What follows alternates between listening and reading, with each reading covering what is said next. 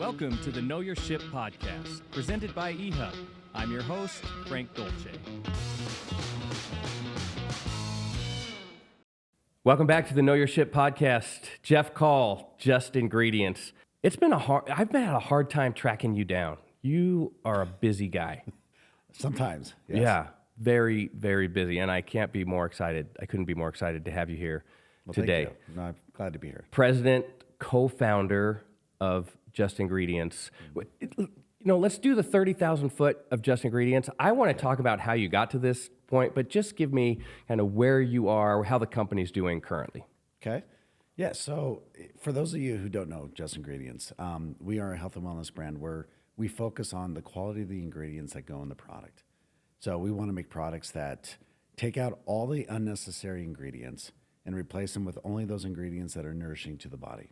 So that's kind of what our focus is, and we're just creating different products, and we have our nutritional supplement line. We also have our personal care line.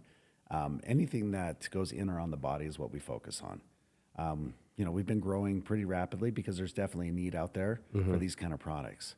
And so we're just having a great time creating brand new products that are, in my opinion, disrupting the marketplace because we're coming up with ways. Anytime we come up with a new product and we try to make it, we're told you can't do that. And that's what we focus on is like, well, no, let's find out how we do that. And we're starting to see in the marketplace that it's becoming more and more popular. But we've been doing this for a few years now, trying to make sure that we're just changing the way people view what they put in their body or on their body. Yeah, I for one am glad. I've heard a lot of your stuff that you've done on podcasts and a lot of research, and I'm with you. Kind of growing up in this late 70s, 80s era where nutrition, what we thought was nutritious or what we could eat, is crazy. Yeah, and I'm really happy that we're becoming a little more aware, or maybe a lot more aware of the things that we're putting in our body, but not just on our bodies as well. In fact, I mentioned that because one of my favorite Just Ingredients products, now I'm going to forget the name of it, is the nightly, Karalynne brought it in the first time she came in, the nightly, a couple squirts, and you just rub it on your face, and the moisturizer and everything else. The hyaluronic acid? That's the one. Yep, it's awesome. It is awesome. I even have a little confession to make. Now everyone's going to start staring at this part of my face. I used to have this dark spot right under my eye, and since I've been using that hyaluronic acid, it's faded away. Yeah. Is that supposed to happen? It's supposed to help with all kinds of things that are, wrinkles, splotches, those kind of things that are on your body. Yeah, it does help with those things. Yeah, so you must be using it because you're, 65 years old, and you look amazing. I'm not quite 65. I know. You do look amazing, though. Do you look amazing because you've always been a healthy person, or do you look amazing because you've really bought into this Just Ingredients lifestyle? I would say that, first of all, thank you. I don't think I look amazing, but I appreciate that. But I would say I bought in 10 years ago. My wife adopted much earlier than I did, but for need. And I just feel better, and I think it's helped in many ways. Yeah. So, well, I want to talk about that experience and what led to the creation of Just Ingredients. Sure. And specifically, I want to talk about your role in that, because Karalynne was going through this unbelievable episode in her life. Right. And got to a point where it was very, very desperate. You were there the whole time. I was. Okay, so I want to talk about that at some point. But let's go back to you as a kid. Like, where did you grow up? What type of kid were you? Man, I was a quiet kid, but I was adventurous. I moved a lot. I grew up in Huntington Beach, California. Oh, that's near my home. I grew up just up the coast, Culver City, California. Okay, yeah. So Twin Falls, Idaho, also. Okay. Had a couple-year stint in Orem, Utah, and then went back to Huntington Beach. So I kind of moved around, went to 3 different high schools. I was a very quiet kid, determined, but I was kind of left on my own I was the youngest, and kind of left on my own to just kind of grow up, do whatever I wanted to do. Oh. And so I was just determined to get the most out of life that I could. Yeah. And sometimes it was hard moving around, not having a lot of friends. Yeah. But, I just wanted to make sure that I was doing the best thing for me possible. Yeah. What did you learn from that? I mean, as you look back on that experience, what were the lessons coming out of that? Moving all over the place. I'm assuming that your family, your parents were just kind of following different career opportunities Yep. and things. And as you look back on that, what are the lessons? The main lesson I learned out of that is life doesn't come to you. You have to attack life. The times in my life where I sat back and I waited for friends to approach me or people to approach me to become friends or anything I wanted to accomplish in life, no one's going to hand it to you. No one's going to say, hey, let me help you get there. It became if I want to, let's say, be on the wrestling team, because we talked about that earlier, that meant I got myself up at 5 a.m. I walked myself to school in Twin Falls, Idaho in the wintertime, and I sacrificed the comforts of sleeping in or getting a ride later on with the bus because I wanted to be on the wrestling team. Like, if I wanted to do something, I had to accomplish it. And I had to pay the price for whatever that was. And if it was worth it for me, then I did it. It's a great life lesson. So you didn't necessarily have parents who were saying, Jeff, get up, you have to go to wrestling practice, or No. you just figured out that you had to have this If I self-determination. wanted something, I had to do it. Yeah. Oh, and has that carried through? I mean, if you look back across your life, is that a trait that's carried through the rest of your life? I mean, it absolutely is. If I want something, I have to do it. Yeah. No one's really going to just provide you with the things that you want. Yeah. You have to do it. Here's a question that I ask, but I typically ask much later in the podcast is what is the best advice you've ever been given or the best advice you've ever given? That might be one of those things. Yeah. Do you utilize that? I I know do. you have, what, 6 I have kids? 6 kids, yeah. 6 kids.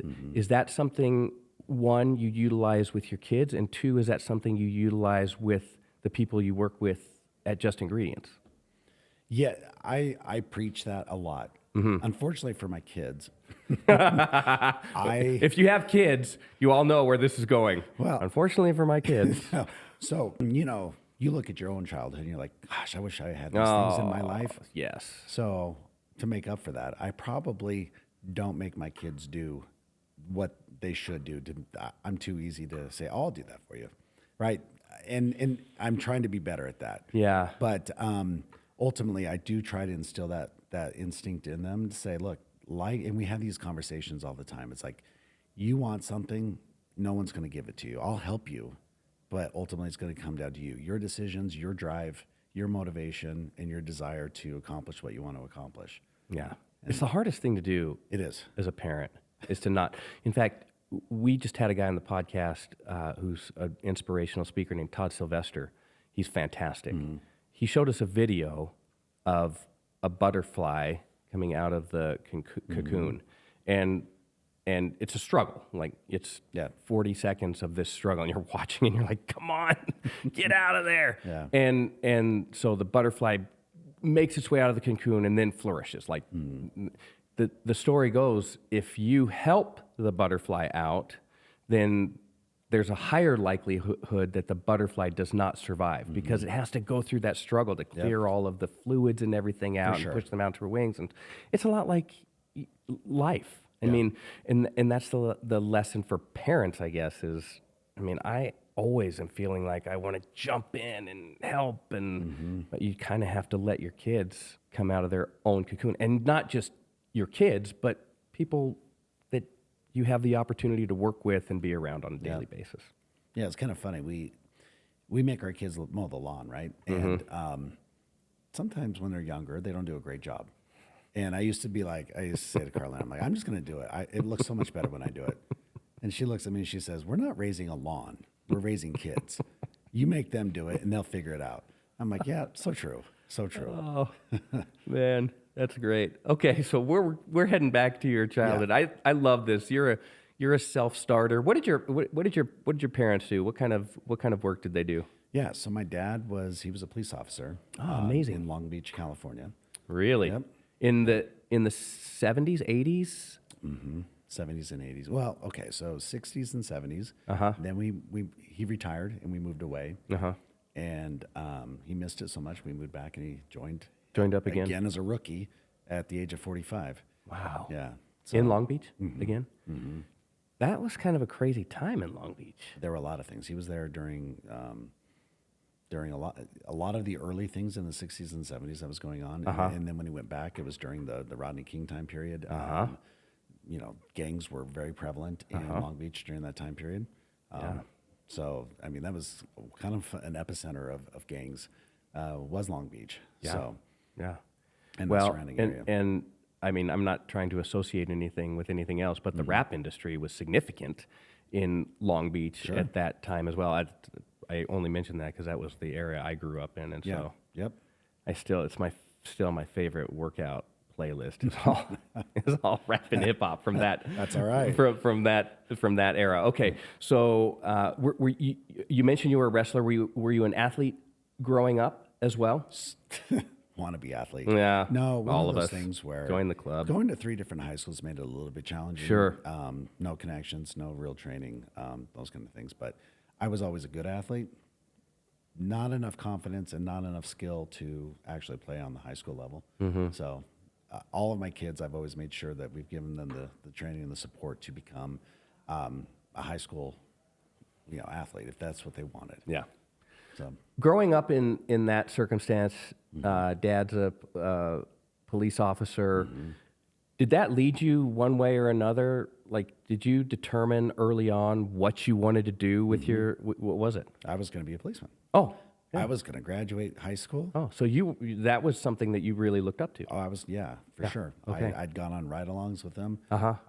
It's absolutely what I wanted to do. I wanted to be a public servant. I wanted to go and do good. Yeah. In my mind. Yeah. And so that was the plan.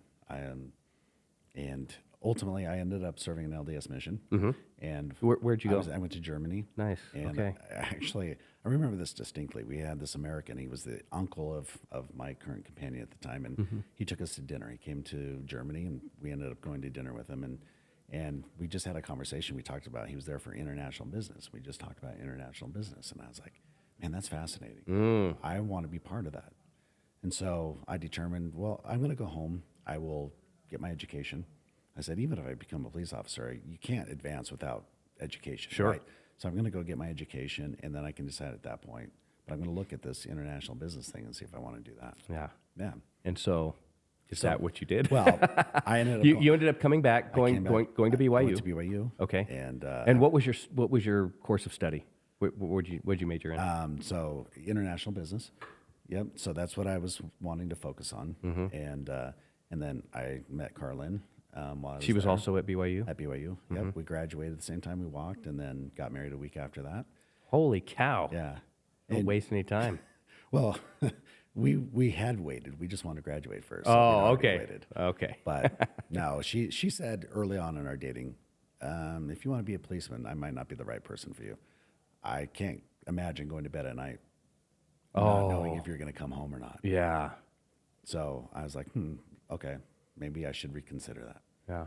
So did that alter the course? Yep. I never went back. You just never. I changed my plans and decided to go the business route instead. Gotcha. Okay. So now you and Karalynne are together, married, and you're gonna start a family. Where did you end up career-wise at that point? So after graduation, I worked for a company called Franklin Leadership Center, or not Covey Leadership Center. It later merged with Franklin Quest Covey. and became Franklin Covey. Yeah. Okay. Yes. Perfect. Yes. All right. How long were you there? I was there about 7 years. Okay. In what was your experience there? What were the things that you liked, disliked? What were the lessons you learned at Franklin Covey? So I learned that, obviously you have to pay your dues. My first job there was pretty sad. I was making copies and sending. I was working in the PR department, making copies and sending of articles of anything that was in the press. And I would get them to the individuals that it related to.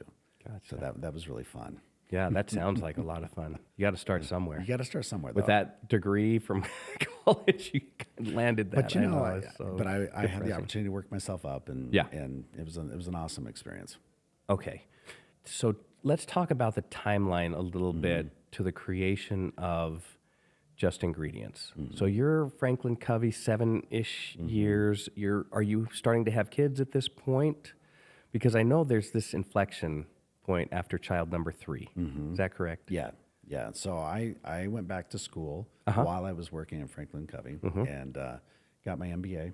Excellent. And after graduating with my MBA, we moved back to California. Karalynne is also from California, so we wanted to go back to where our families were, and we loved California, Sure. so we wanted to go back there. And that's the time period where we had our third child, and that's where she started struggling with her health issues. Okay. Do you want to talk about that? Yeah, I'm sure we can go into that. Yeah. Well, I think I think It's a lot relevant. of people know the story. They do. She's very, very open about She it. is, and she's great at telling the story. You know, she was on this podcast. Yes. She was fantastic. It's still one of our most viewed podcasts. That's awesome. She's fantastic. Okay, so, but I thought it would be really interesting to understand from your perspective the struggle she endured and how that led to the creation of the company. Yeah, yeah. So if we want to look at this, it's interesting because you can go back in hindsight and say, oh yeah, I could see what was going on, but in the time, and you have to remember this is early 2000s, right? So people did not talk about depression. They didn't talk about mental health. It was if you're not feeling good, if you feel depressed, go see your doctor, take a pill, and and there's nothing wrong with that. That's life saving for some people, but in Karalynne's situation, she wasn't feeling well. She was feeling, at this point, not suicidal depressed, but depressed. So she went to a doctor and they gave her medication, right?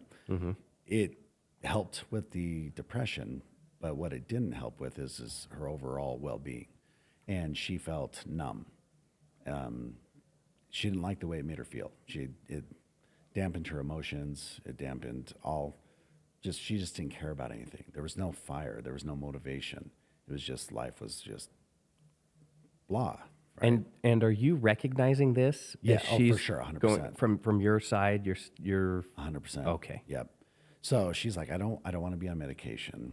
This isn't what I want to do because I don't feel like I'm who I am. So she got off the medication, and at that point, she is trying to deal with depression on her own.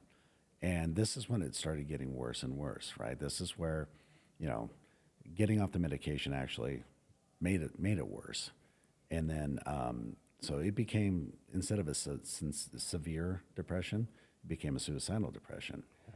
But I didn't know that, right? Like it's one of those things where I knew she was depressed, and I'd wake up in the morning and there would be some days where she's like, I feel depressed. And I'd be like, oh, I'm sorry, I gotta go to work, right? Yes. Do you need my help? Okay, well, if not, I'm gonna go to work. And that continued. Oh, sorry. Go ahead. Well, just to follow up on that. So would you say that she was trying to mask it or cut? Okay. Of course. Okay. So it wasn't like there was necessarily this like, Jeff, I am depressed. I am feeling. She was like, I'm not feeling so great. And so the severity of it, I had no idea of the severity, right? Yeah. And in that time, it's like, oh, if I'm feeling depressed. Oh, you're sad? Oh, okay. I know. I'm sorry. It's so true. That sucks, but what can I do about it? Yeah. That was kind of, is like, I want to help, but how do I help? And not understanding the severity of it, I'm like, well, okay, if you need me, just let me know, but I got to go to work and I'll see you later. Yeah. And it wasn't until she reached the bottom, her low, right? And where she actually did attempt suicide. And thankfully that, if the one thing she failed in life is that, and that's a good thing. But Wow. But ultimately, what I want to say is, at that point, I understood the severity, and it became a different conversation. Unfortunately, I wish we'd had that conversation before, right? I wish I had been more aware, because it was really hard. It was hard on the marriage. It was hard on our relationship. Oh, I can't imagine. It was hard. Yeah, every aspect of life at that time was really, really hard. Yeah. But the conversation changed from, if I'd wake up and I'd hear, I'm not feeling good today, I'm feeling depressed, instead of, oh, I'm sorry, that sucks, it became okay, what number are you today? Are you a 3? Are you a 7? Are you a 9? Anything above a 7, I stayed home. Yeah. So it triggered a much more engaged conversation about much more engaged what's happening. I tried to understand, okay, what level, because every day is different. Yeah. And some days, if it's above a 7, that's where that's a real problem. Yeah. Right. Wow. So we started addressing that. We also started setting, we still had cell phones, but they weren't like what we have today, right? We didn't have watches where we could go look at, the message. Yeah. So if I'm in a meeting, I have a flip phone that I'd have to pull out Right. and open up to see my text. And Yeah. so oftentimes I couldn't pull my phone out in a meeting. So we had a system set up where if she was really struggling, she'd call me 3 times in a row. Oh. And no matter what was going on, I would excuse was it. myself Yeah. and I would either make a phone call or just go home. Yeah. So we kind of had to create a system of how can I help in a situation where I'm not sure when I'm needed. Yeah. Okay. I have 2 follow-up questions Okay. on that. One is, I don't want to get into any morbid Okay. conversation. So if you're uncomfortable, but she has talked about, you have talked about, she got to the point where there was an attempted suicide. Can you tell me about that day and how you were involved in it? Like, how did that unfold, and your emotions and feelings, and how you managed that whole situation? This is the sad part. I didn't know. Oh my gosh. I didn't know.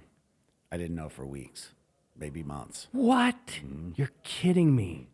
Oh my No. gosh. So That's unbelievable. And again, Karalynne's a strong woman. Yeah. Back then, admitting to depression and something like that is admitting That's weakness. taboo. Yeah. Right? And so you wouldn't talk about it. Right. She didn't talk about it to anybody. The fact that she's so open about it now is part of her mission of just trying to tell people it's okay. More people than you know struggle with this. Yeah. And it's harder than you think. And everybody needs to understand that when somebody is depressed, it's not just, well, I'm sad today. It's more than that. And it takes people who would rationally never do something make irrational decisions. Yeah. So how did it come out? When did you find out? One day we were talking about it. It was one of those things, well, I've got to go to work. And she's like, if you go to work, I may not be here when you come back. And I'm like, what do you mean? And that's how we had that conversation. Oh my gosh. Okay, my second follow-up question is, looking back on that experience, and for people who find themselves in a situation where they're a support to someone who is struggling, how would you have managed it differently? What are some of the things you would have done differently? I would have taken things less personally because oftentimes that source of frustration that came with being depressed would be taken out on those around her, including myself. And so instead of saying, oh, she's depressed and this is not really an attack on me, I would be like, I'm a failure. Yeah. I'm the reason she's struggling. Right. And I would just take it personally, like I'm failing her. And I look at that now and say, I would get defensive. Yeah. So as opposed to getting defensive and saying, well, you're not treating me well, you're expressing your frustrations on me, I would look at this, she's hurting. How can I help that? Yeah. Would it be fair to say that you would be more, I'm going to use the word aggressive, but maybe it is. Would you be more aggressive about understanding her mental state at the time and asking tough questions? And I think part of it is that, if you're in a support role or if you see someone struggling, part of the issue is that you're just like, I don't feel comfortable asking those questions, but maybe you should just disregard that and ask the tough question. I think you just need to get to a point where you're comfortable enough with the relationship you have in dealing with that. Yeah. And sometimes it is asking the hard questions. Yeah. And it's looking at what do we have to do as a team? How can we help each other? Because it's hard. I've talked to many people who have come to me, like people love to come to Karalynne and tell their stories to her. I've had a number of people pull me aside and say, my husband, my wife, or whoever, they're depressed. How did you get through it? Yeah. Like I think it's a they fascinating say to story. me, the fact that you stayed married is huge because it's a big rift in a marriage. It creates a lot of contention and again, hurt feelings and all those things that create that separation in a relationship. And to be in all honesty, it was hard.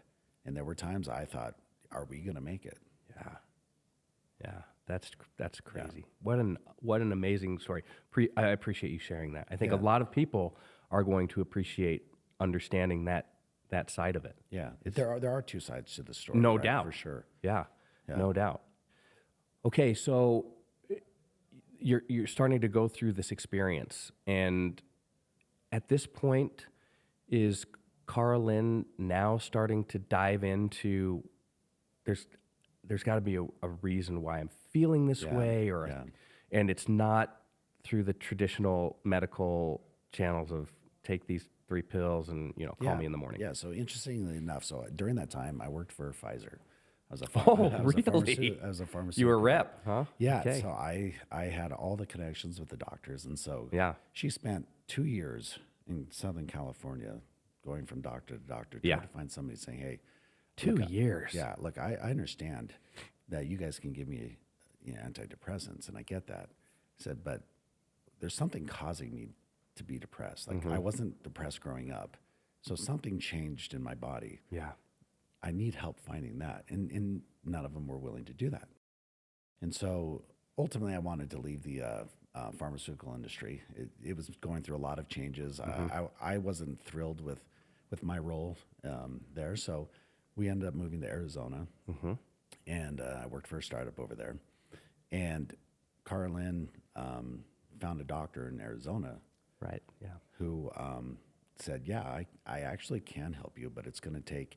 We need to identify what's changed in your body, what's causing the problem. So we're going to run a lot of blood work. We're going to run a lot of tests, and once we identify what the problem is, then I can say, okay, now we know how to fix it. And most likely, it's going to take time, and it's going to take a lot of effort on your part." Karalynne's like, "I don't care. Let's go.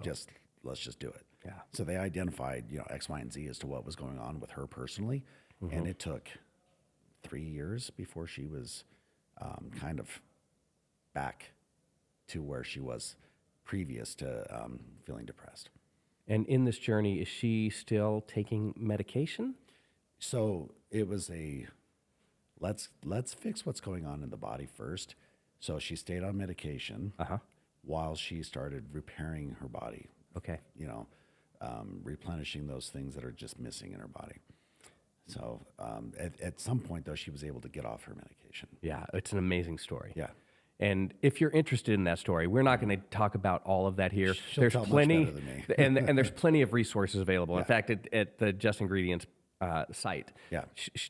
and it's justingredients.us, correct? Yes. Yeah. Yes. Okay, so at the site, she actually has a podcast where she tells her story. So if you're more interested in finding out about that, you can go there. And she's and- much and better take at telling it than I am. So Well, she is really she is really compelling. Yeah. Telling that story. It is a fascinating story. Okay, so and when she's going through this journey, are you aligned? Like, are you kind of right there, going along with her, or are you like just an interested observer? And I'm like, you know what? This is your journey. I'll let you go down that journey. I will support you 100%. Yeah. I will help you with anything you need. Yeah. If you want to start cooking healthier for the home, I'm all aboard on that. But I'm not interested in doing all the things that you're doing yet. Yeah.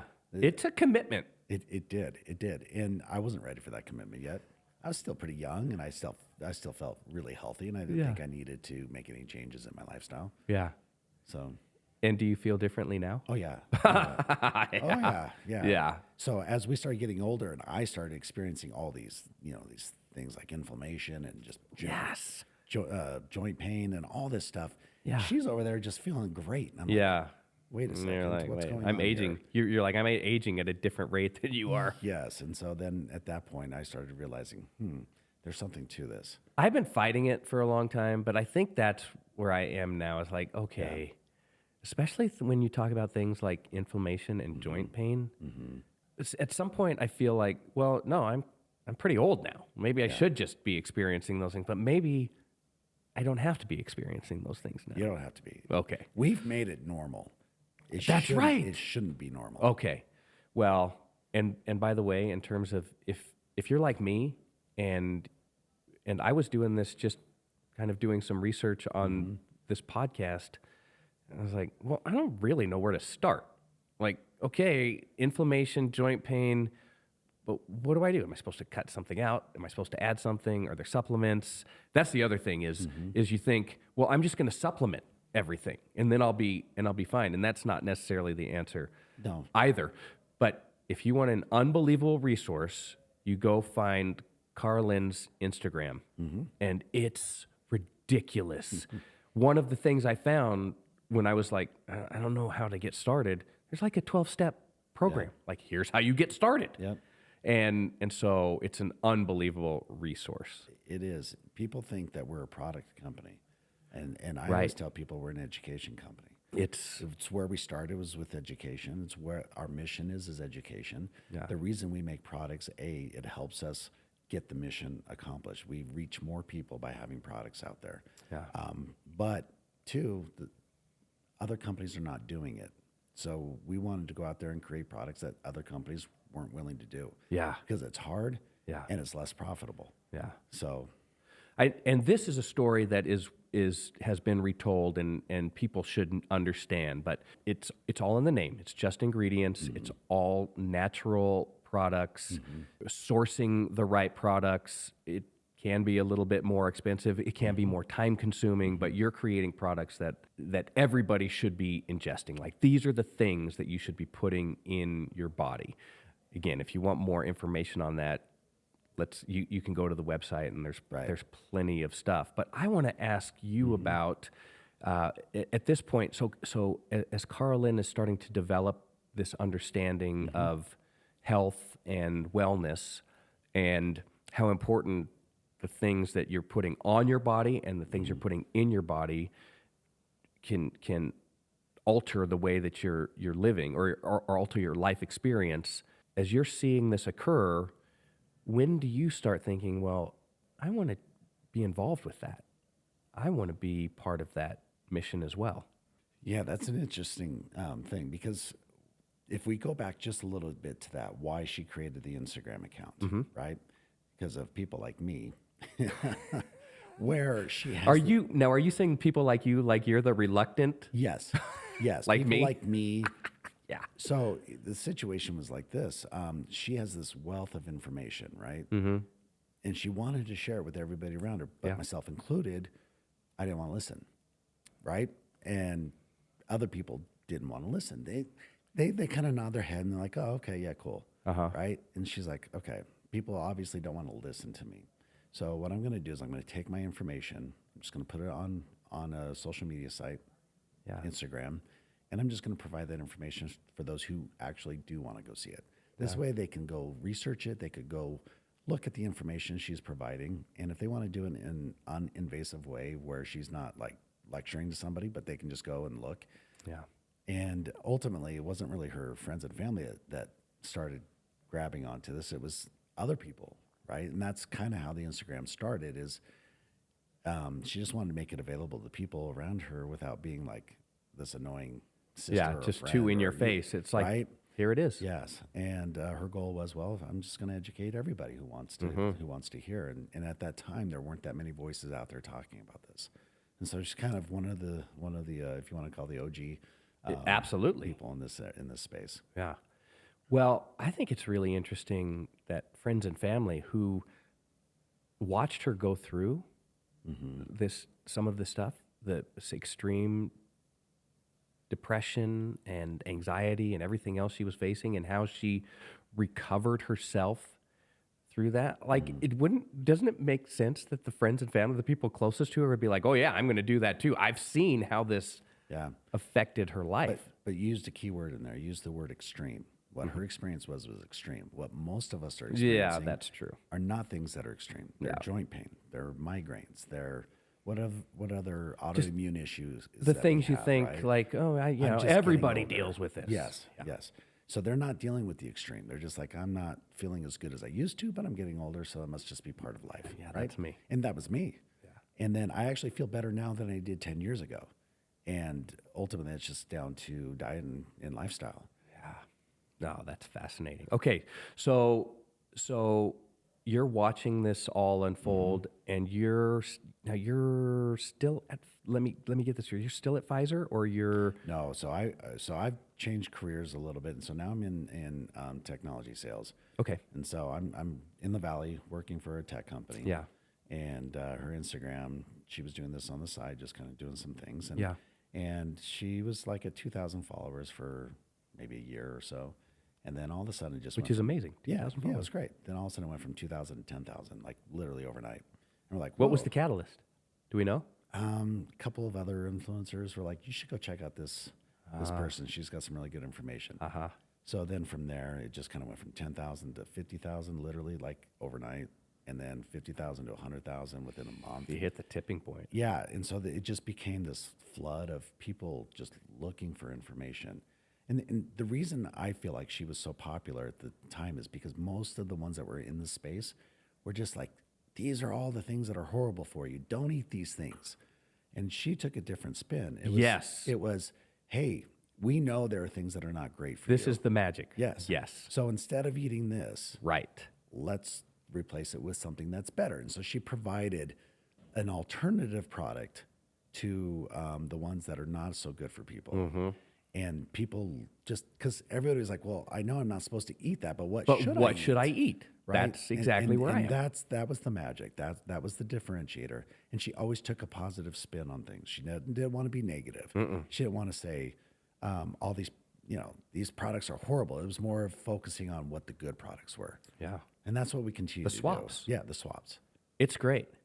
That is also on the Instagram page. And I love it. Yeah. Like that's the best thing there for me. It's still the core part of what she posts on her Instagram posts. I was just looking at one this morning, and there were 4 items that would be in a typical diet, including things you think are pretty healthy, like a specific granola. Yeah. And it looks like you read the package, you read that it's this and that and organic and all the stuff, and so you think, well, and I have that in my pantry. Yeah, marketing is tricky. It's They- no they doubt. trick you. And Yes. it's just a little arrow down, and there's the other product. And that product sits right on the shelf next to this other. It makes it so easy, so attainable. I think that's the thing. Yeah. That's the secret that she's been able to, And again, exploit. if you look at our Instagram, it's not about our products. We'll throw No. some of our products in there. Absolutely. It's about educating and how to make some simple swaps in your life Yeah. to make you feel better. Yeah, well, I don't know if we'll get in trouble, but one of my favorite swaps was if you are a fan of like diet sodas because you think, well, I don't want all the sugar. I'm going to be healthy. Yeah. I'm going to have a diet soda. Right. And there's plenty of those available, and they taste amazing Yep. until you stop drinking them. And then when you go back and you taste, you're like, oh, this is terrible. How did I ever consume this? And then you make the swap for a product that I really like. It's called Olipop Yep, Lollipop's a good product. soda. It's very good. Yeah. Very small amounts of sugar. And you were telling me that it's made with, Yeah, they use real food ingredients, lots of fruits and vegetables in there. yeah, Yeah. which is a bonus. I didn't even know that was part of it. So, Yep. so there you go. Anyway, the swaps I think are the magic. Yep. Okay, at this point, as this foundation keeps growing and growing, and you're watching this, and you're involved in the tech company because you're considered a co-founder of Just Ingredients, but she's now kind of taking off with the company. When did you get involved? So the reason it's her company, right? This is her mission. But I became involved when we wanted to make it more than just an Instagram page. So as we saw all these people wanting information, she and I worked together on creating our very first product. And this is where I stepped in and kind of helped. I kind of did some of the digital work behind it, but we created digital downloads. And ultimately, you said swaps, right? So our first 2 digital downloads was the first 10 things I'd switch at the grocery store. And it was a digital download that said, if you want to buy this instead. Yeah. And it was just 10 things. Start here. This is the great. And the other one was so one was the best things to swap, and one was the easiest things to swap. Just 2 downloads. They were like 99 cents. And we launched those, and the demand was amazing. Like I think we sold like 30,000 of those downloads within like a week. It makes perfect sense. So we're like, you know what? There are people, and they're very hungry for this information. Exactly. And then, the nice thing about social media is you have access to your followers, right? Through Right. DMs and comments and all this kind of stuff. And we can we have our finger on the pulse of understanding, what do people want? People are asking, hey, where do I find a better version of this? And the thing that we kept getting asked for is like, where do I find a better deodorant? Where do I find better skincare products? Yeah. And that's where we started. a deodorant, and skincare. Which is my second favorite product is the deodorant. Yeah. Yeah. So that's where. So shortly after we kind of used the money that came in from those digital downloads, and From the 99-cent digital from the download. 99-cent digital Which downloads. is genius because it makes it so easy, and it's such an easy concept. You just take this. Your people are like, I don't know what to do. Yeah. You just take this, switch it for this. Yeah, it was great. Those are now Beautiful. Those are now free and available on our website just to download. Yeah. But at first we just wanted to get a little bit back, and then we use that to fund our next two products. Yeah. So and that's when you started. That's when you with started the digital getting it. downloads. I was still working. I was doing two jobs, right? I was still working my other job, but doing this on the side. Gotcha. And once we launched our products, and we went to a conference called Pinners Conference, and we launched our deodorant and face serum, the demand there was so strong. People were lined up to buy our products, to meet Karalynne. I saw this is something special. Yeah. And Karalynne and I kind of had a conversation. I'm like, Karalynne, I can't continue successfully doing my current job and this. I said, we got to figure out, am I doing this full time or am I just dropping out and you're going to hire somebody to kind of help? Yeah. And she's like, well, I'd rather you build our business than somebody else's business. Yeah. And this was a risk because obviously we weren't bringing in the kind of money I was making just with my normal job. So there was a bit of risk involved, but I was like, yeah, let's build this together. And so that's why when we talk about, being co-founders or whatever, it's still her business. It's her mission. Yeah. But I wanted to be part of it. And so I dropped everything and started it with her. Okay, so you said it was a risk. Yeah. At that point. Yeah. Tell me about your thought process in taking that risk. This is a recurring theme on the podcast. Is this point comes and someone has to take a risk. Yep. And it's meaningful and it's scary and it's all those things. Did you experience all of those emotions as well? Of course. How much? I'm sitting there thinking, how much product do we need to sell? What else can we do? It was just right before COVID. So shortly after I left my job, COVID hit. What did that mean for us? All these things we just didn't know. There's a lot of unknowns. So how did you work through it? One day at a time. Every day was Kept the every faith. day was something new, something adventurous, and a new problem to solve. Yeah. Yeah. Okay, so now you get involved and you've launched the face serum and Deodorant. and the deodorant. Okay, how long did you roll with just those two products? We shortly added a lip balm, which, by the way, is one of my absolute favorite products. I haven't tried it. It's so good. I have a favorite lip balm. I'm not gonna expose it now. I'll show it to you afterwards, and I'll let you give me the. But and I'm a lip balm guy. Like Yeah, so I've am gone I. through so many different variations of it. So I'll have to do. I haven't, for some reason, I haven't found that on Just Ingredients. I'll have to give that one a try. Yeah, you should. It's awesome. It's really good. Okay. Yeah. And then So lip balm came out number 3. Now, let me ask you about these products. When you were creating these products, did you create these products because you determined that there was a need for these products, or did you create these products because you thought these were products that were relatively easy to produce and get onto the market? deodorants are still one of our most difficult products Really? to make. Yeah, 100%. So not by ease. Okay. By demand is where we started. Okay. The serum's quite a bit easier, but our whole focus is let's keep the ingredients to a minimal, right? Our deodorants have 5 ingredients. Our serum has 4. Our lip balms have 4 ingredients. That's the whole point, right? Yeah. There's nothing in there that doesn't need to be in there. There's no preservatives. You can use vitamin E as a preservative. That's what we have in those things. Yeah. Now we use a silver biotic that we use as a preservative as well. You don't need fake preservatives.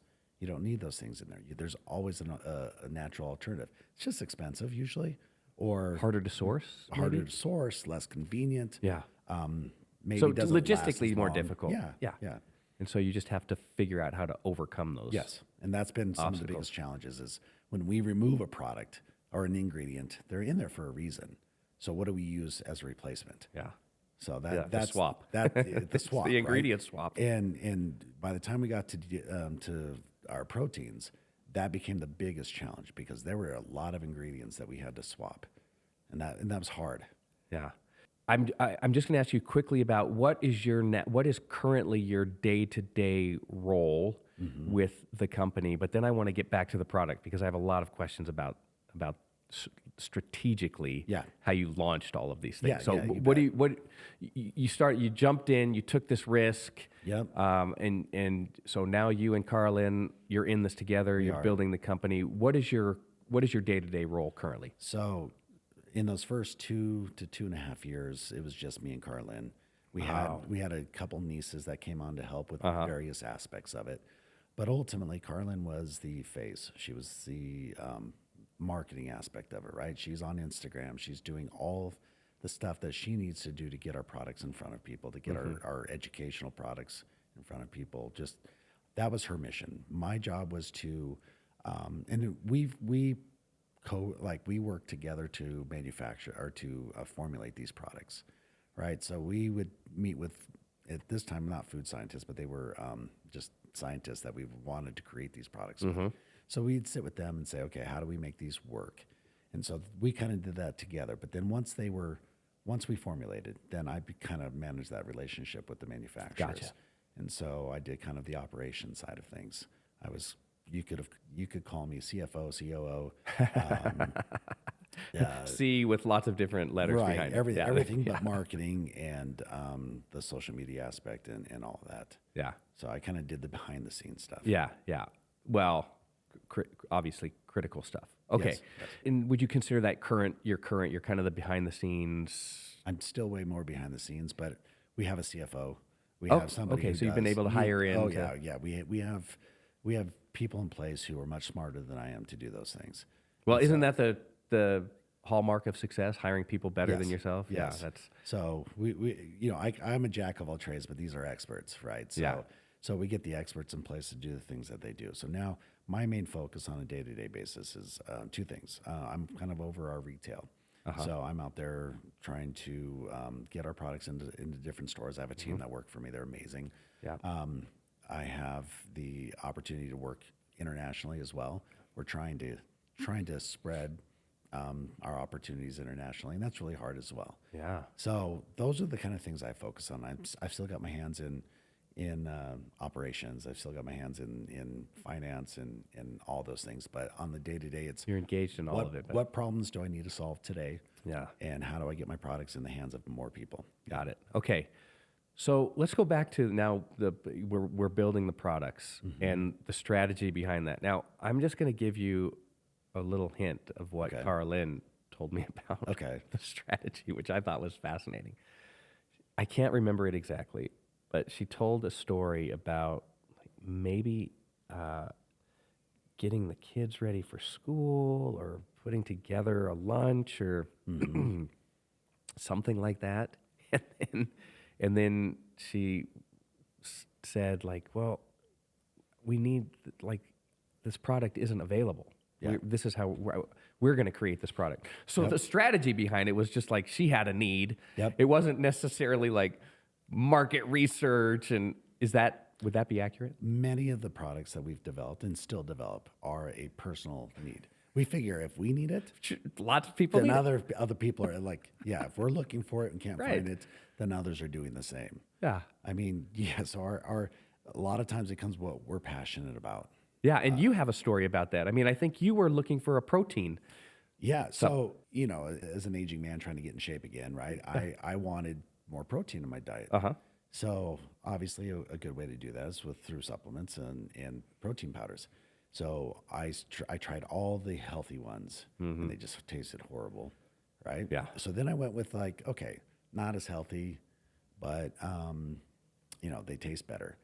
But like I can think of specific examples. Our bodies just react differently to different things, right? Yeah. My body doesn't like sugar alcohols, which is considered not a artificial sweetener, but my body doesn't like them. It's hard on the gut. So we wanted to find something that didn't have that. But ultimately, I remember one day I'm sitting there making a protein shake, and I've got two different shakes in front of me because I started one and I was like, I can't do this one. Oh. And then I started drinking the other one. I'm like, okay, I know what this is going to make me Can't feel do like. this one. I said to Karalynne, I said, I'm done. I'm not doing proteins. I'm done. I'm just going to eat eggs, chicken and eggs. Yeah, And absolutely. there's nothing wrong with that. But she's like, don't- you know what? Let's just make our own. Well, it's funny that you mentioned that because I think a lot of us get to that point where it's like, well, I'm just going to have chicken and eggs. Yeah. Like okay, I need the protein. Yeah. I like chicken and eggs. I'm just Yeah. going to do that. And then, but then you're talking with Karalynne, and Yeah. it's okay. We're just going to create. She's it. like, why don't we just make our own? I said, I have no idea how to do that. That's an awesome idea. Let's do it. And It seems like yeah. you guys aren't phased by that. We have no idea how to do this. Let's just no, go figure it out. No, I remember our first meeting with the food scientist, and he literally laughed at us and says, "Yeah, you can't do that." And we're like, "Yeah, no. Just because it hasn't been done before doesn't mean that it can't be done." Yeah. And he's like, "Okay, let's work through this and see how we can do it." Well, how important is that attitude and that determination? Because I think a lot of people get to that point and someone says, no, you can't do that. And they say, okay, I can't do that. And then go do something else. So if there's one characteristic about Karalynne, if you want Karalynne to do something, all you gotta do is tell her you can't do it. Like literally, Yeah. if you tell her she can't do it, Uh-huh. she will do it. And so when a food scientist says you can't do that, it's like, not only am I going to do it, I'm going to do it better than anybody's ever done it before. Yeah. So that's just her personality type. So don't tell her she can't do something, because she will. She'll figure out a way. Okay. So yes, I would say that would be my experience with her, just visiting with her over an hour and a half or so. Okay. So back to your product and your product strategy. Has that changed at all, or are you still reacting to personal needs or even people who are around you saying, well, have you ever thought of this? Have you ever thought of that? I need something like this. It's a lot of that. It's a little bit of everything, right? Yeah. What we see the most, though, is, for example, we're coming out with a greens drink. Right? Yes. So I'm so glad to hear yeah, that. There's 1,000 greens drinks out there. There right? are. So, but the way we look at this is like, okay, and just like there were 1,000 protein powders, if we look at the greens drinks, what is the biggest problem with the greens drinks? And we wanted to look at that and say, okay, because why don't we drink them ourselves? Uh-huh. Well, the problem that you get is either you have it's more fruit juice than greens, Uh-huh. right? And that's a lot of- and then you don't get the medical benefit or the nutritional benefit that you want. Right. The other problem is most greens, you take an amount of greens and you dry them or freeze dry them or whatever you're doing, you're shrinking them to a very small amount. Uh-huh. That's why they're nutrient heavy, but you're also, everything else that's in there is also heavy. So like your heavy metals and everything else. So most greens drinks are very heavy or are high in heavy metals, right? So that's the problem, is I've never really gotten into the greens drinks because they're hard to avoid. And which is, whenever you're putting anything from the ground into a product, you're going to have heavy metals. We have, experiences with that and trying to create proteins and food drinks. And Yeah. so, you have to be very, very careful. Well, the greens drink we're going to make is, again, we're going to disrupt the industry a little bit. Instead of using greens grown in soil, we're using microgreens grown in non-lead environment. So there won't be any heavy metals in the greens that we grow. So when we're trying to create a product that competes with something, it's not existent in the fact that it's really not common for anybody to use microgreens, which are more dense and more nutrient dense. And then you can grow them in a way that they grow very, very quickly, and you turn them over very quickly. And so you can have a low heavy metal count in the way that they're grown. Yeah. The issue that I have with a green drink that I take daily is it's not like I'm forcing myself to drink it. It's not like it's that bad, but it's also not like, hey, I'm really looking forward to my greens drink today. It's like, I'm going to do this because I feel like it has a lot of good stuff in there for me. And I think that I feel pretty good when I drink that, but it's not like I'm really looking forward to it either. Yeah. Is that something you can solve? So if I were to say what makes Just Ingredients different is we focus on that happy medium where we make the best product available that still tastes good. Because let's look at protein for an example. The best protein out there would be, okay, let's just create a protein that's pure bone broth or pure whey or whatever. No flavors, nothing else. That's your most pure, right? Yeah. And that's going to be your healthiest thing. But it tastes bad. Like we have competitors out there who create products, and this is great. They create products that have 3 ingredients. You know, it's got whey, it's got cocoa, and maybe a little bit of stevia or something, right? The whole concept is there's nothing in there except the core of it. Problem is they taste horrible, right? Yeah. Which some people are willing to do, and that's fine. But if you want the common person who does, like you said, I don't look forward to drinking my greens. Well, we want to create a product where you actually look forward to drinking it. Yeah. That still provides all the health benefits. Yes. That still has all the good ingredients. Yeah. But we use, we get creative with our flavors. If we want to make a strawberries and cream protein, we'll go out and get strawberries and we'll freeze dry them. Which is really good. It is good. And Yeah. all we do is just freeze dry the strawberries. And those crushed up strawberries are what creates the strawberry flavor, right? We don't go to a flavor house and say, make it taste like strawberries. We use real food. Yeah. And we've just determined that you can use real food and still make your products taste good.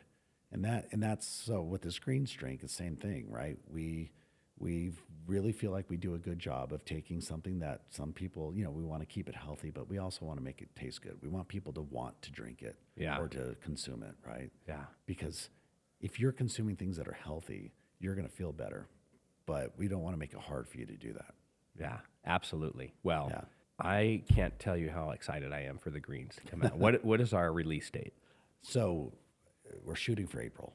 Okay. Yeah. Let's get there. Yeah. I'm going to mark it on the calendar. I'm actually going straight from here to manufacturing to taste the final version of it.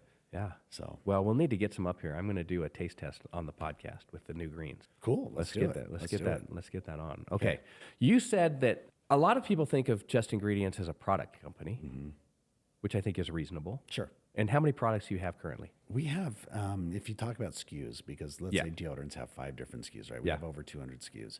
I would say that probably puts us somewhere around 50 to 60 products. Yeah. Okay. And growing. And growing. Last year, I think we released 55 new products. So, Yeah. and again, 55 new SKUs, I should say. Sure. Yeah. Okay. Okay. So some people think of it as a product company. You said Just Ingredients is an education company. I would say that Just Ingredients is a company built on a mission, and that's the power of Just Ingredients.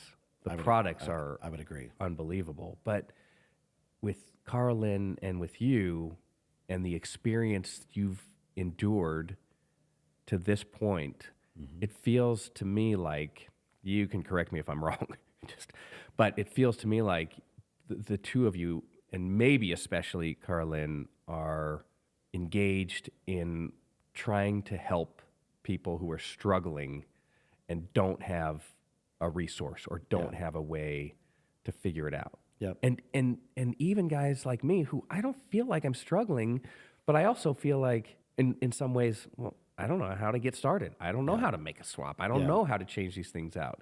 So it feels like a company that has this really significant mission behind it. We do have a big mission.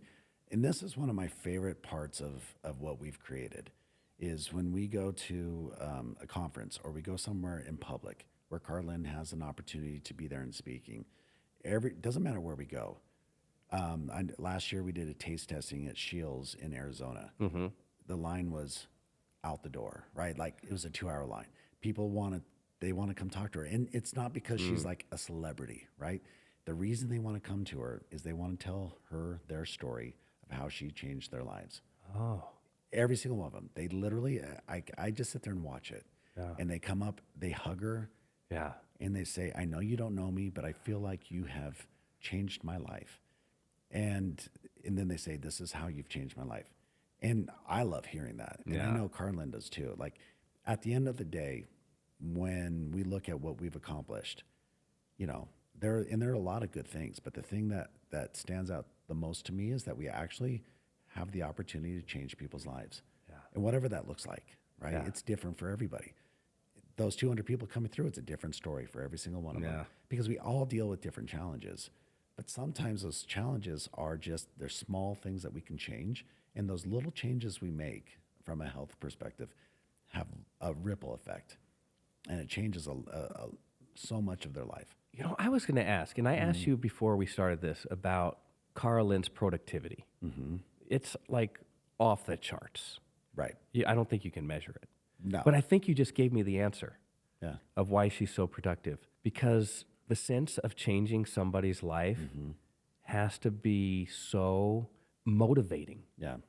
Like maybe you don't even tire of doing it if you just have this thought of, I'm changing lives. Yeah. That has to, and you have to experience that as well. And you have to have that because when you live in the world of social media and even in business, you have a lot of naysayers out there, right? It's that I call it the vocal 2% minority that just have to feel like they, for whatever reason, express wanna bring express everybody their down. unhappiness in life. And but that's hard, right? And you have to be able to get past that. And it's a lot easier to get past it when you have the other side who is also telling you a more passionate, a more compelling reason to continue than what these other people are saying that you shouldn't continue. Yeah. So it does help for sure. Well, it's an amazing company. You guys have done an amazing job. Thank you. And we're huge fans. And I wish I would have done more research earlier because now I'm even a bigger fan. So anyway, we just have a few minutes left here Sure. in the podcast, but I do want to ask you my favorite part, which is called the 3 random questions. Okay. And this one I think is super interesting Yeah. because we'll see. If you could do anything else in the world right now for a career, what would that be? Well, I've already told Karalynne this, so You already have an answer. I already have an answer. And as soon as I'm done with Just Ingredients, it's what I want to do. So I used to teach at UVU. I taught international business, and I absolutely loved it. So when I'm done, I want to do one of two things. I would love to be part of the state legislature, and I want to make a difference. I feel like I can go and fight for the good things that people need. Yeah. So I would love to be able to do that. I don't want to do national level by any means. I just want to be able to help. I love Utah. Yeah. I want to help Utah, and I want to help the people of Utah. Yeah. So that would be my first choice. Yeah. Second choice would be I want to go back to teaching, and I think I want to do high school. Really? Yeah. I love the university, and I would do that again. And maybe that's the way I would go. But I think kids who are in high school are so impressionable that you have an opportunity to help them see how good they are, how much they can accomplish in life. And if I can help them, because if kids in college, they've kind of already made that step. I want to help the kids before they make that choice to go to college. I want to help them make that choice, help them become better people to make a difference in their lives and the lives of around those who are around them. Well, you have such a great story. You have such great life experience. And to have people like that in front of kids who are in the most challenging time of their lives, are trying to figure out who they are, and they have all of this craziness happening around them, and so to have someone there, I think could help I think I lead could. that. For me, I feel like I could have an impact, and I want to do something that I have an impact on. Well, for me, it was coaches. Like and I could tell you all the good coaches that I had and all the bad coaches I had. The truth is, though, the bad coaches are just as important if you take the lesson the right way. Like I'm never going to act like that. That's not a way I'm going to live my life, and so that can be transformative as well. So Yeah, for sure. congratulations. We need people like you Wow. in that. Thank you. In that arena. Okay, second random question. Mm-hmm. How difficult is it for you to keep up with Karalynne on a daily basis? So Is it easy? I mean, are you just like jogging alongside, or is she like, hey, can you catch up? I'm all the way up here and you're still way back there. she is the one leading the pack. My philosophy was this: well, if she's working, I'm not working, right? So it kind of became this thing, especially during the early years when we were doing everything. Well, she was making content all day long. Yeah. She still makes content until 10, 11 o'clock at night most nights. And it's amazing. And so instead of being the guy who sits down and watches basketball or football or whatever, I was like, well, if she's working, I'm working. And so I would use it to push me to go do something productive. And it didn't always have to be work related. Sometimes it was, how can I improve our household situation? How can I improve my kids? How can I improve work? What's most pressing? And I'm going to continue working on that. So keeping up with her, if she's going, I'm going. I Yeah. don't stop till she stops because she's kind of that measuring tool that The I measuring use stick. because Love it. yes, if I could never live with myself letting her do all the work and just be like, yeah, go do that. I've got to be part of that as well. Yeah. I love that. And I think that's a great life philosophy as well. We used to do that. You probably heard that as you were growing up and you were a state champion wrestler, right? 7th grade? Fifth place. Fifth place. We And edit that. I said that as a Edit the joke. 5th place out. Let's go with the state champ or champion. We'll just go champion wrestler. But you probably heard that. Like coaches would always use that as a motivation. Hey, your opponent's not taking a day Right. off. Right. You know, I think we could probably utilize that in our professional lives as well. You know, hey, your competitor's not taking a day off. You can't take a day off. That's fascinating. Okay, let me ask you this one last random question. What would you rather be if you could be anything? Quarterback of a team that competes in the Super Bowl, world champion bareback rodeo rider, win the Masters in golf? It's a tough question. I know. I know what I So- would be. So I would have to say the quarterback of a football team because part of being part of a team, the celebration's greater, right? I'm not the only one celebrating. Everybody around me is celebrating. I could say the Masters because I like golf. Yeah. I'm not very good at it. And that is 100%, it's me, right? Like All you. I'm the guy who did it. Yeah. I had no help. I had no offensive lineman. I had nobody else. I had a caddy. That's it. Everything else was me. So that from a personal satisfaction standpoint, I would say golf. But honestly, I prefer celebrating with others and accomplishing things as a group or a team as opposed to just an individual accomplishment. I love that answer. It's such a great answer. And that's the second time that you've mentioned a team in this interview. One earlier when you talked about you and Karalynne as a team. And I think that's significant.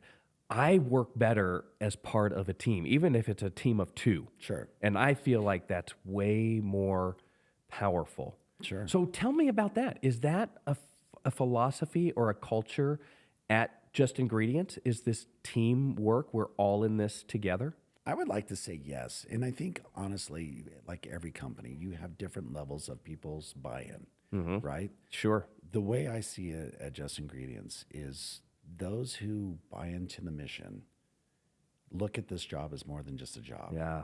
Right? And those are the team members that help us drive this mission. And it's easy to identify. Those who treat it as a job, you can see it's a job. And, you know, the day ends, the job ends, right? Yeah. Those who see the mission just have that extra drive, that extra little something that makes the team work better. Absolutely. And yes, we look at those members who of our company who are like that, and we are an absolute team. And I've got some real rock stars, I really do. Yeah. And they are amazing, and they make me actually want to be better. Absolutely. That's sure. the thing about working with a team. And if you have some, part of it is the individual, if they approach that job as a mission, not as 9 to 5 and try and get through it, but if they can find real purpose in that, it makes all of the difference. And it raises the level of everybody around you. I think that's a great lesson to take away from this is no matter where you are in the company, if you can approach it as this is part of my mission, your experience with that job or whatever it is, career will be much more satisfying. I agree, and you can see in the satisfaction of the work that's being accomplished. Sure. Those who are bought in, just they love the work.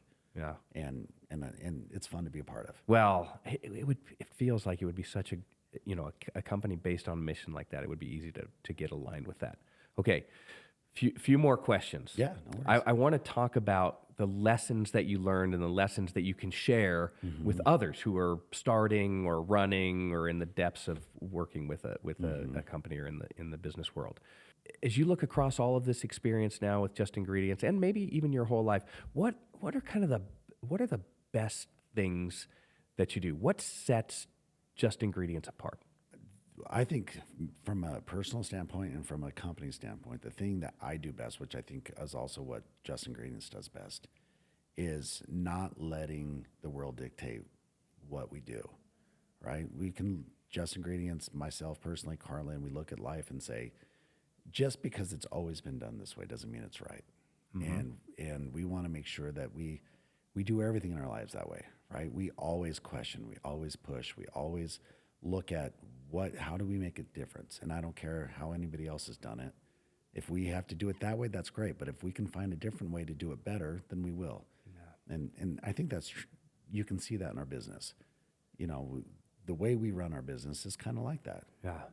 We want to do things the way we think is going to make a difference. Yeah. Doing things the right way. Yeah. If you could do anything different over this experience, would you change anything?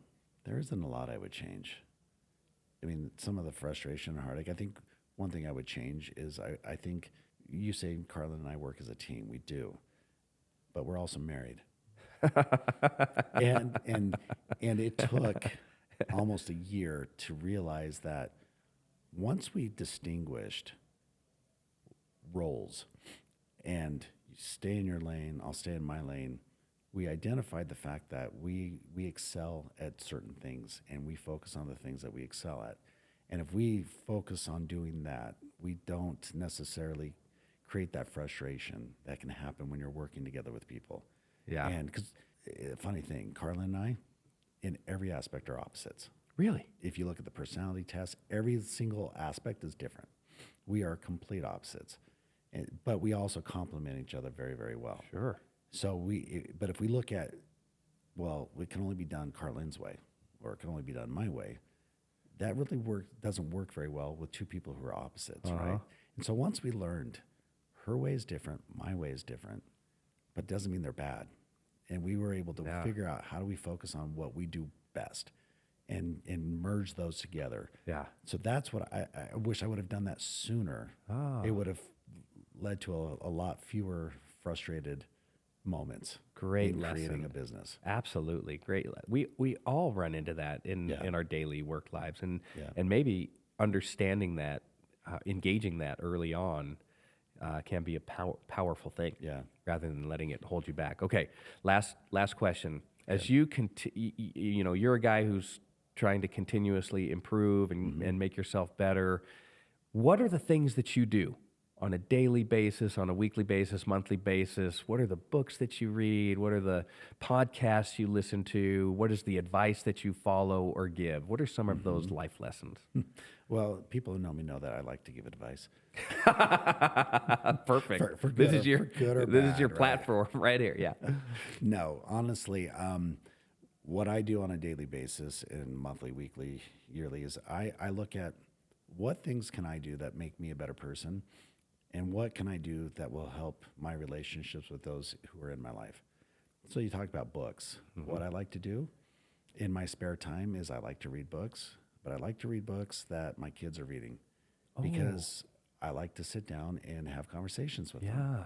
Great. So it started when my son was in fourth grade. My oldest son was in fourth grade, and he started reading Harry Potter.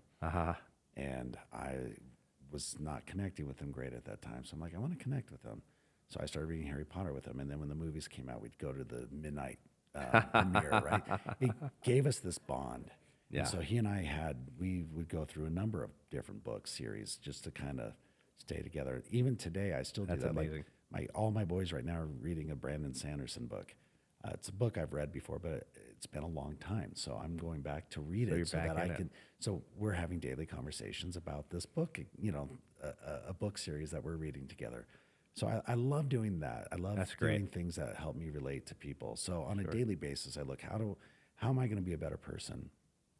I want to make sure that I'm physically fit enough to be around for my family. So I exercise daily. I do things. My release is I love pickleball. It's great. Great sport. You'd think I'd get better, but some sports. I say that about golf. I just love playing it, and so I try to play that as much as I possibly can. That's great, right? Because I want to be healthy. I want to feel good, and then I look at trying to give advice to my kids wherever I feel like they need it, and to my employees, and to my friends, and to people around me. I try to be. I'll do it in jokes. I'll do it in whatever way, but I try to just say, hey, you could look at life a little bit differently in this one area.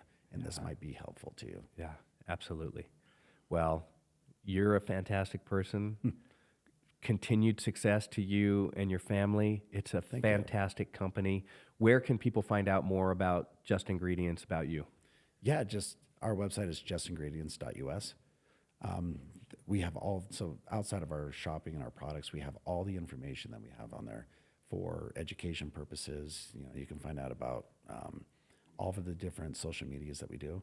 And then every social media that we have serves a different purpose. So you can go to Just Ingredients for all of Karalynne's tidbits and helps. If you want to find out more about our products, you can go to justingredients.shop.